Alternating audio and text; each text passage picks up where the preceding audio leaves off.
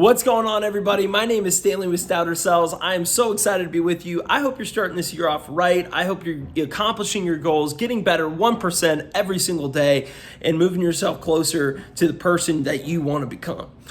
In today's video, I'm going to be talking about something that, frankly, I feel like can be a little uncomfortable for a lot of people and a lot of salespeople, especially the egotistical ones out there, right? Hey, if you probably got an ego if you're in sales, it's probably a good thing, right?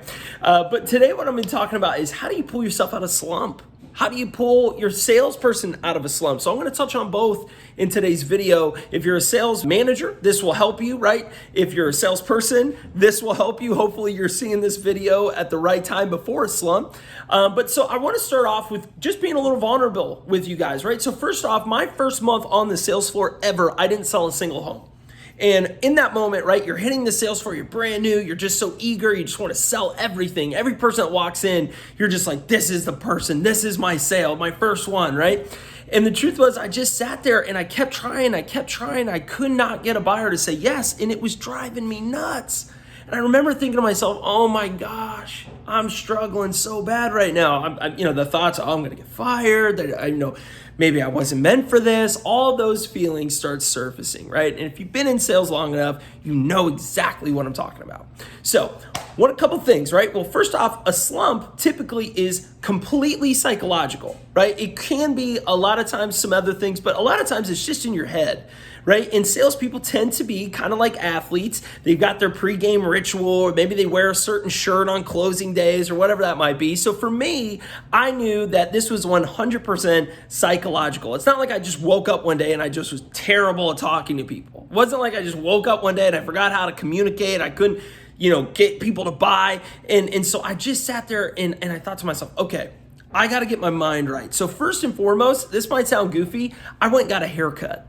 Right? A haircut and a clean truck for me, I feel like I can do anything. And I know that sounds so goofy, but it worked for me. The second thing I did, I stopped wearing a polo. I came in with a nice button up, nice pair of slacks. I felt good, right? And so there's this old saying as an athlete, look good, feel good, play good. I think it applies to being a salesperson too, right? So first thing I would tell you, start working on some of the things on the exterior, right? Maybe you're going to get your hair cut. Maybe you got to go get it done, right? Maybe you got to get the car washed. Just clean your desk, clean your space, get your mind in a place where you start feeling good about you, right? Because once that happens, you start feeling more confident, which means your buyers feel it and they sense it. Number two, you got to get rid of the stench of desperation. Buyers can smell it from a mile away. Everybody around you knows that you are desperate for a sale. Gotta have it, right? So first and foremost, what I did is I started carrying that Yeti. I've talked about it on other videos. I believe in the power of the Yeti. It's just so simple, but what it does is it gives you a relaxed look. It calms you down, right? It gives you this appearance of just, hey, happy you're here, right? We've got great products. I can sell it to you. I'm not nervous. I'm not stressed. It's just gonna calm you down. Get the Yeti. I'm telling you, it's gonna change your whole game plan.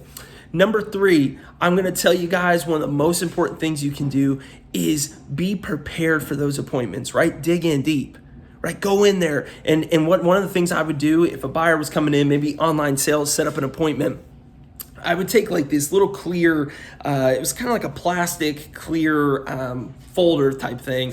And basically you could just put a message in there and, put it on a desk and people could see it. So one of the things I would do is I would type out the first and last name of the buyers, right? So if it was like a husband and wife, for example, I'd, Bob Miller and Sue Miller. And I'd say, welcome to Eagle Reserve. And I'd put their name in that little plaque and I'd set it out and I'd put 2 water bottles on the table. They would walk in the door, they would see their names. And frankly, it just created a small little differentiation between me and everybody else that we're going to see. I would strongly encourage you, if you are not doing that as a salesperson, put that in your arsenal. It makes a world of difference for your buyers. So that was the 3 major things that I did. Now there's a lot of other things we can dive into, but those 3 really worked for me. Went on to have a really successful run there, and here I am now, right?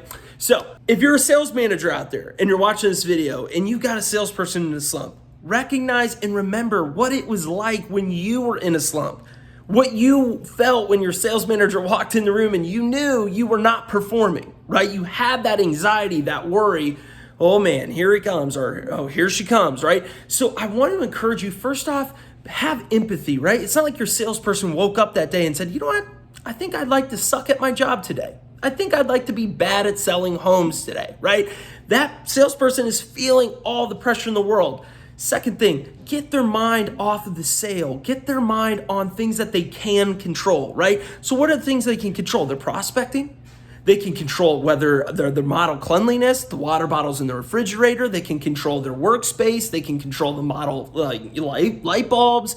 There's so many things that a salesperson can control. Sometimes the best thing you can do is divert their attention to something that is not outside of the realm of control. Get them in to where they can start feeling some momentum, right? They can start feeling like they're winning at things, because a lot of this is just confidence. And finally, the last thing you can do is have massive accountability, right? But do it with the right tonality and the right frame of mind. The worst thing you can do as a sales manager is go in there and, who you got working? What are you going to do? You got to get a sale. How are you going to get that sale? That's the worst thing you can do. The best thing you can do is sit down with them and go, hey, listen, I want you to be successful. It's you and me, right? It's not your quota, it's our quota. We're in the boat together. How are we gonna get there, right? And then you start game planning with them. Maybe they're saying, okay, maybe I'll make 20 phone calls. You go, how about you make 25? And you know what? I'm gonna sit here and we're gonna role play it before you start hitting the phones. Or you know what? Show me your emails that you're sending out right now. I wanna look through, maybe we're missing something right here. Maybe they're too long. Maybe you're not putting photos. Maybe we switch from an email to a text message. Maybe the text message isn't working. Maybe we go video, right? There's a million different things that you can do as a sales manager, but the last thing you should do is get in their face and be like, how many sales? What are we doing? How much prospecting? And so often that's what salespeople see. So I want to encourage you. I know this video went long, but I was trying to speak to salespeople and sales managers, so kind of had to. I'm so curious to hear your thoughts. I know if you're a salesperson, you have been in a slump before. I know if you're a sales manager, you have someone on your team who's potentially in a slump. Luckily, I do not. I'm proud of my team. But I'm very, very curious. If you're out there, what are some of the rituals you did? If you're a salesperson, drop it in there, right? Maybe you have something that I didn't do. Maybe a haircut didn't do it for you, right?